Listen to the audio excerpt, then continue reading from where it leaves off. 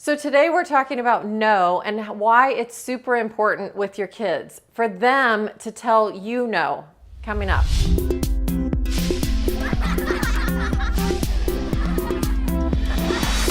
So let's talk about no.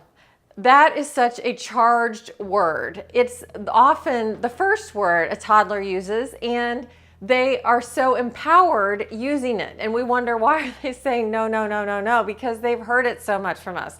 It is a discouraging word. We can talk about a lot of parts of this, but what I want to focus on today is why it's super important for your children to tell you no.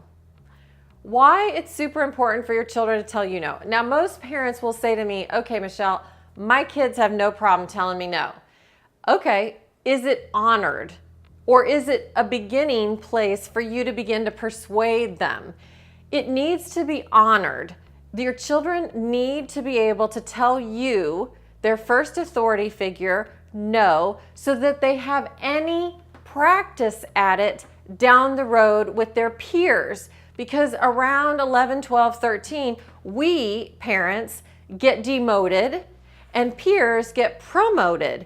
And at that point, if they're accustomed to obeying you and not saying no to you, not resisting you, their first authority, then they're not likely to do that down the road. So I had parents of an 11-year-old come to see me, and they said, hey, my kid used to listen to me, and they're not listening to me anymore.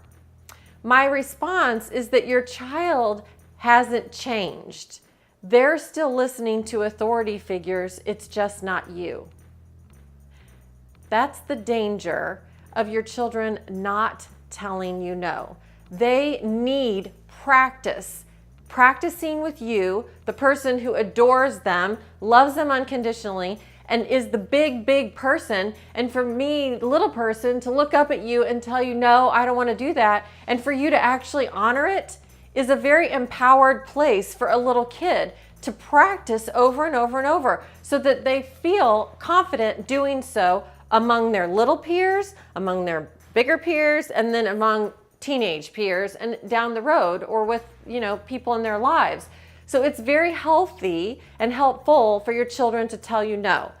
That was a big shift for me when I began this parenting journey. I thought it was a sign of disrespect. I thought that is very disrespectful. My kids are never going to tell me no. Okay, well, I quickly learned how really dangerous that is. Obedience is dangerous because they have no practice at it later, being able to resist their authority figures down the road, and they need practice with us. So how does that look? Let me give you some examples. So your child, say that you ask, do you want to have hot dogs for lunch?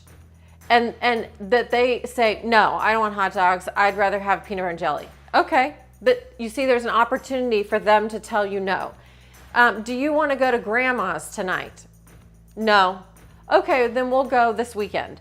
I'm not talking about across the board, it's really healthy for your kids to tell you no. I'm just saying that sometimes it needs to be honored, heard and honored, so that that kid knows that's how that works. If that my needs are important too, and that I can be heard with my no, and that it's safe to do so.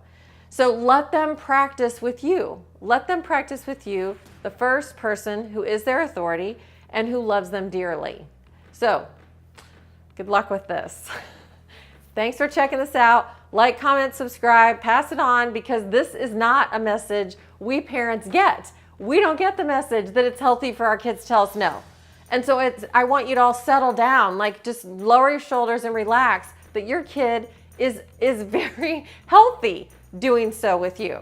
So thanks for checking in today with me about the no thing.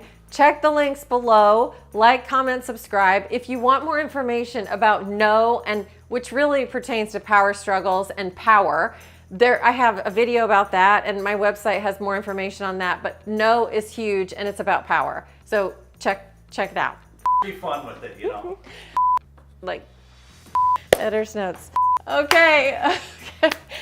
It's really, really healthy for your kids to tell you no. The first few is I just feel, and then it's okay, I'm in the zone. And